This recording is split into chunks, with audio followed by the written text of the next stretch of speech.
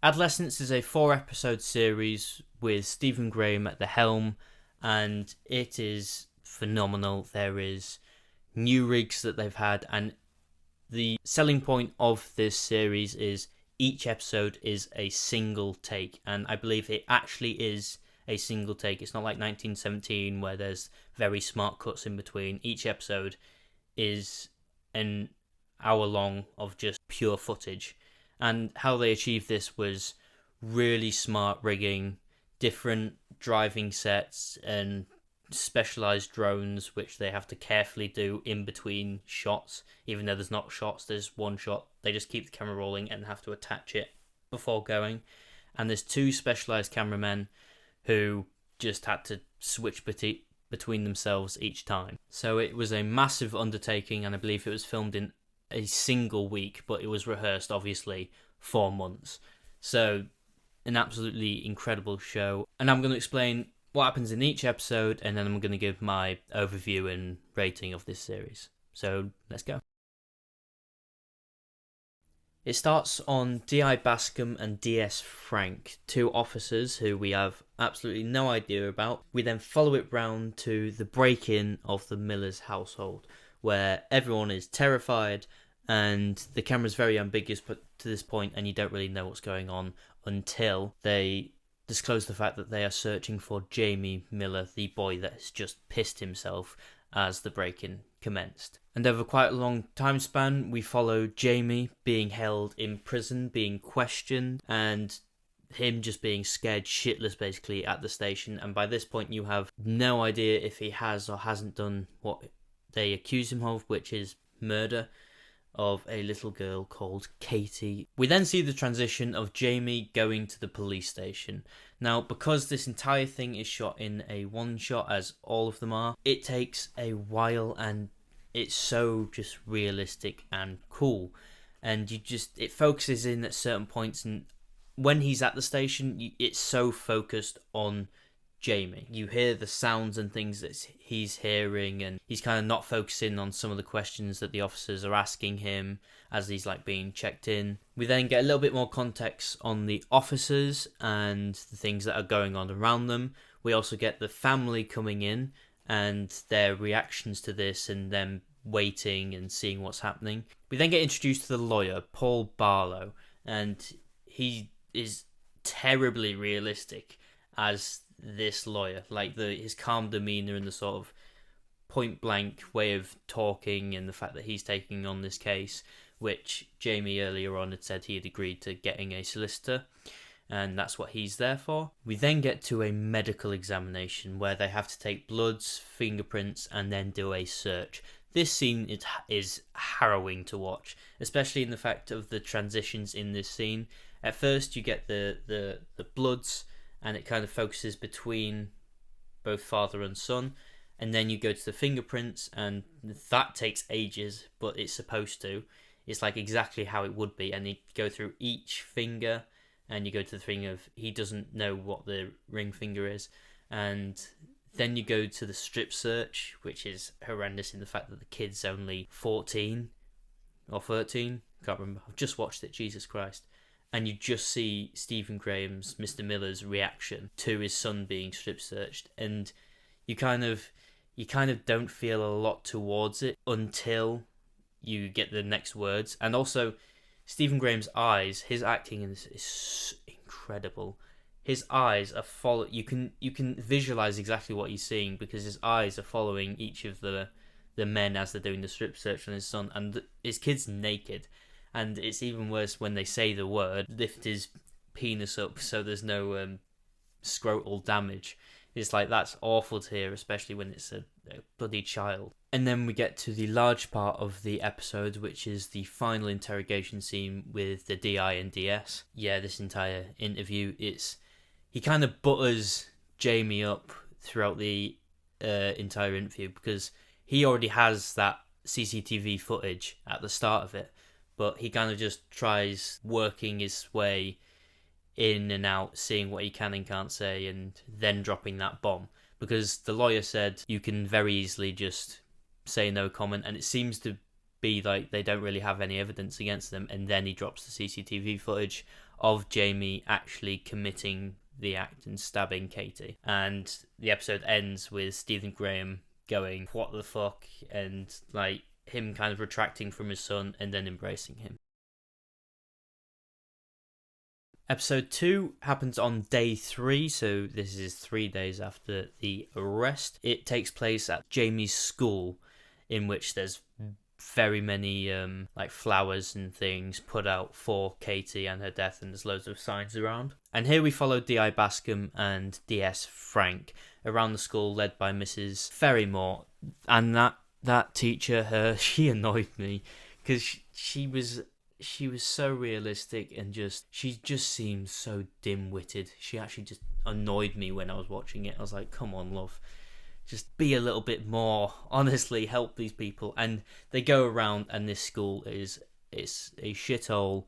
It is an absolute pigsty cage of raging elephants. That's what this school is. Every class, there's that one loud class clown. The teachers don't give a shit. There's that one teacher of the history class, and he just puts the screen on, and you can tell he doesn't even pay attention, especially when he's asked about Jamie. He has no clue. And what the officers are searching for is the murder weapon, and just in general any more information, but specifically they're looking for the murder weapon, because they do not have that, and nor do they know where it came from. We are very quickly introduced to Jade, Katie's best friend. She is not taking the death very well, as you can imagine, and she is interviewed by the two officers and Mrs. Ferrymore, and is not having any of their questions. To be honest, she actually doesn't give any information out until she has the interaction with Ryan, and Ryan was one of Jamie's best friends. And anyway, yeah, she kind of comes back in the story, and you're just seeing how she's dealing with it. And in the middle of the episode, D.I. Bascom's son, who attends the school,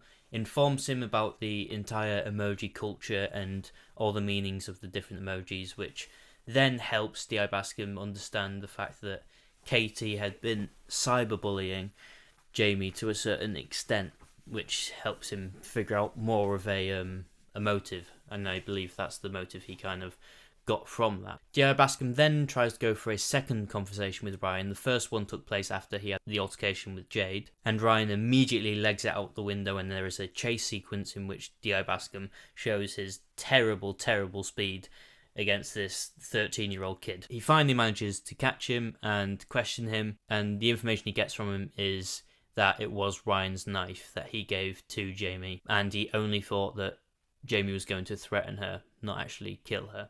So, woohoo lad, you did something special, didn't you, dickhead? D.I. Bascom then goes and gets some salt and pepper chips from a Chinese for some long-awaited father-son bonding time. The episode then ends with Mr. Miller putting down flowers in Katie's honour.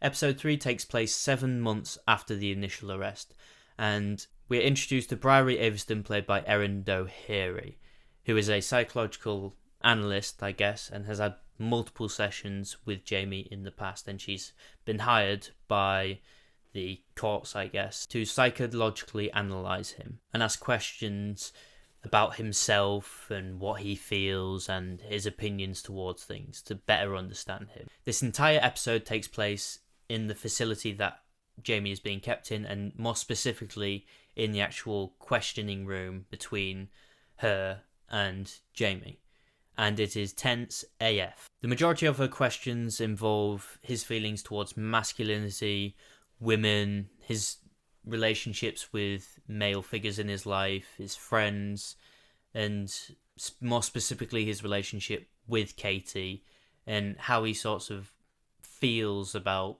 certain things. When watching this episode, I always thought it was very interesting psychologically from what he was showing. I always thought he was trying to get something over her, like a power play, if you would, because every time he seemingly lost a psychological or emotional interaction with the analyst, he would always, those were the moments that he snapped and stood up and changed all his physicality to aggressive, because he wasn't winning any other way, so he changed it to a presence where he was actually winning, which was physical. The examples of this are when she tells him to sit down and he immediately loses his shit, and also when he thinks she made him say he did it. Both these moments are where he thinks that she had something over him or made him do something. Both these things are his perception of her trying to make him do something or get something from him. He also displays the fact that he's off his rocker when he says that he could have SA'd Katie when he had the knife and was threatening her. And he said he was good and a good kid because he didn't do that, and he's better because of that. What a little weirdo. He also lies about the fact that he's had interactions with women, and honestly, this is the one I couldn't psychologically analyse if I tried my goddamn hardest. He is in a room by himself with another lady that he's met 4 times, and it's truly narcissism at its highest, where there's only one other person in the room and you're still trying to lie and brag about something that didn't happen, and there's only someone else in the room, and guess what, they don't even give a shit, because he said 2 girls had showed him their boobs and he'd like touched them or gone to a certain level with them, and it's like, he also lied about it, and it's like, you don't get anything from that, it's just pure mentalness. He also told him about the fact that his dad seemed quite disappointed in him at the fact that he wasn't good at sports, which is like, what a shitty little sad excuse. It's like, your dad's disappointed that you're not as good as he thought you'd be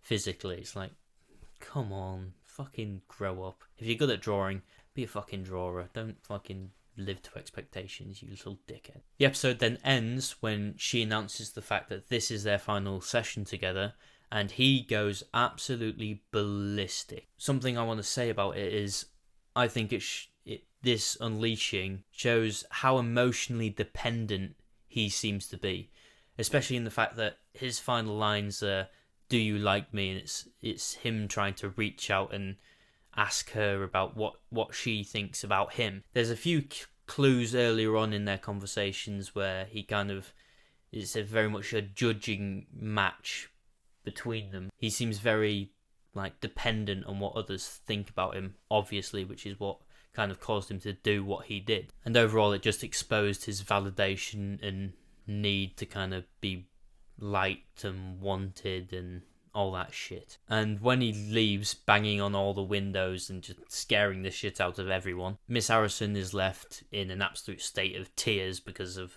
the just pure tense and horrific nature of being in a room with someone like that and someone so fucking unhinged. And then she finally gets up and leaves, and that's where it ends. Episode 4 takes place 13 months after the fact, so just over a year.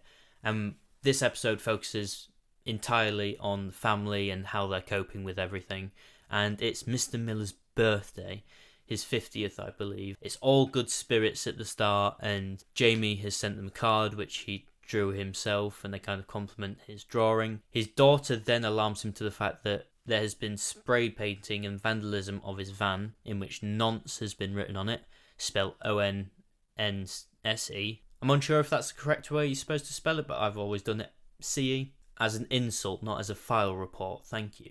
Mr. Miller then tries to scrub it off with soap and water, but it doesn't work, and then he announces, "Oh, fuck it, I'm going to go to the store and see if I can get anything that can actually get this off." So then they get in the van and have a pleasant drive with good conversation and talking about songs and dancing and the past and things like this, and it's very upbeat, and they decide plans that they're going to do later, and then they finally make it to the store. They get in the store, and Mr. Miller meets this fucking weirdo, right? I'm just going to say it. I just thought he was weird as fuck for what he said. Basically, what this kid did is he goes up to Miss Miller and he goes, "Well, the paint's over there, but I want to tell you something else, mate. If you want to get a good lawyer, there's plenty of people that will crowdfund this for you and get your son a good lawyer so he can beat the system." And it's like, mate, I'm here for some paint. I'm not here for your opinion. Piss off. It puts Mr. Miller in a weird state of mind. And then once he leaves the store, Mr. Miller then sees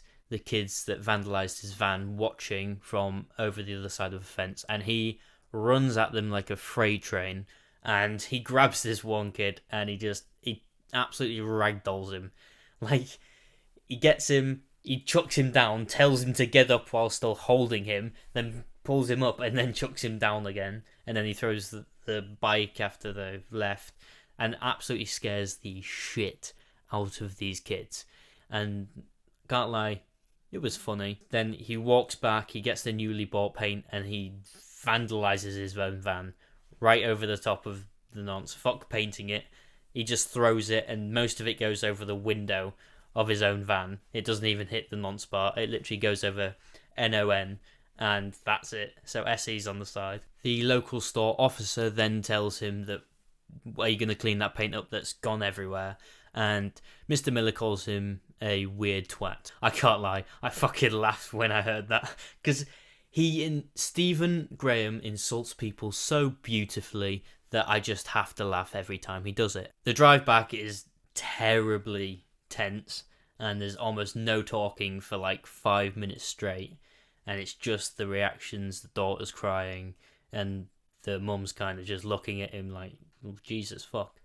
And then Jamie decides to call from holding. I've called it holding because I don't really know where he is. I think he might still be at the facility where the psychoanalyst was. And then there's sort of normal conversation, and he doesn't actually know that his sister and mum are in the car. He just thinks that he's talking to his dad because it's on speaker inside the van. And he tells his dad he wants to change his plea deal to guilty. And his dad says absolutely nothing. The rest of the time, apart from answering his son before he leaves, saying yeah, and his son saying sorry, is the only time, the rest of the time, that he speaks in the van. And it's tense as fuck, and the mum kind of talks to Jamie a little bit, and Jamie's like, oh shit, I've told both my sister and my mum that I'm admitting this. And then they get back to the house, and it's awkward as fuck, and basically everyone starts breaking down, and there's a really real and raw moment between the parents where they're just like asking the real hard-hitting questions of what could we have done, what went wrong, like was it us, could I have done something different, and they're kind of just overall reflecting on their parenting and what they did and what they could have done. And like Stephen even mentions the football and the fact that the other dads were looking at him because they knew his son was shit. And then the episode kind of ends on a bittersweet ending of the family deciding not to move to Liverpool, which was an earlier conflict in the start of the episode where the mum wanted them to leave, and the daughter, I guess, wasn't really decided on what to do, and she says no by the end of it, and they kind of all agree that let's just watch a movie at home, eat some Chinese, and it'll be an alright birthday for your dad. And the final shots are the dad breaking down in his son's room, which he just probably hasn't been in for the entirety of the 13 months since he got arrested. And yeah, incredible acting by Stephen Graham. And then the final shot is on the teddy that's been tucked in by the dad, and that's where it ends. An overview of this series. I've just finished watching it before recording this, and my god, it's incredible. Like, there's no real other words to say.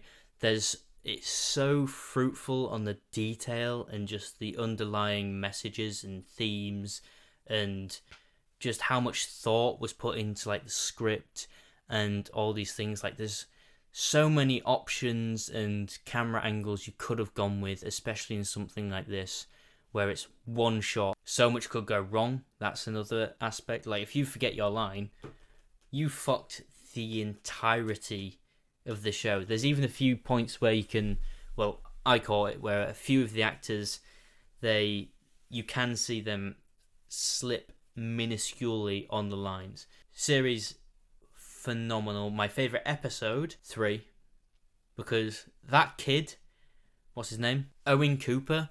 When I searched him up, he didn't even have an image on, I think, IMDb or just in general. He doesn't have an image on the casting. So good. So good. I think, was it 400 auditions they did for Jamie Miller? And he got it, and fuck me, did he deserve it. He was incredible. I mean, bro did such a good job at being unhinged. I don't actually know what his real age is, but I assume it's around the age of what Jamie's supposed to be. He was phenomenal. Definitely a standout performance. Everyone, to be fair, did incredible. I think the only person that I've seen being criticised on this is Ashley Walters as D.I. Bascom, and I don't really know why. I think that's very much his sort of stillness and like just uncaringness, like not uncaringness, but just his overall stillness and his sort of seriousness is all part of his character, and I thought it worked really well, especially as a contrast to like the pure realism or when he's acting opposite Owen and Stephen. It's ridiculous and it looks phenomenal, and it's just so real. It's the main thing about it. It's shot so real. Everything is long about it. All right. When people say they get bored, I'm just like, have you ever been on a fucking car journey? It's boring. Nothing happens. The van scene, can't lie, was the only thing I thought was fucking long, because it actually took the entire length of them getting to the house to the store, and it was fucking ages. It was generally like 8 minutes of purely driving and normal small talk, which I'm very happy to listen to. I watch an hour long of Stephen Graham talking to his wife about fucking dancing and falling on his nose when he was 14. So yeah, I don't mind, but I can see how people can think it's long. But I also think those people don't give a shit about the messages and looking deeper at some of the themes and things and just the acting overall of what was shown in this show. So yeah, overall, I'm going to rate this a 10 out of 10. I mean, I just have to do it. It's so unique in the fact of this is the first thing of this type that I've watched. The acting, the story, I found it really interesting, the jumps in time between each episode. From the day it happened to 3 days to 3 months to then 13 months. That's a weird combination of things to fucking show us. And also the amount of effort and time you have to put into the writing and just figuring out the choreography of what the cameramen have to do. Imagine you having to figure out all the walkways and how you fit the cameramen into the different cars with each of the actors as they're acting. And I don't think I saw anyone spike the camera once. I might have seen like one student do it. In something that's a one take, I would assume at least, like, I don't care how professional you are, if there is a camera that is following you around for like 4 hours straight of actual content, I know it's split into 4, but that's 4 hours of pure content of you just acting, I would think it's really hard for you not to spike it at least once, even with the thinking motions of the eyes. And it's like all these things combined and the messages and themes, absolutely phenomenal. So yeah, please let me know what you thought of this. I thought it was incredible. Obviously, acting fucking unbelievable. And yeah, thank you for watching, and bye.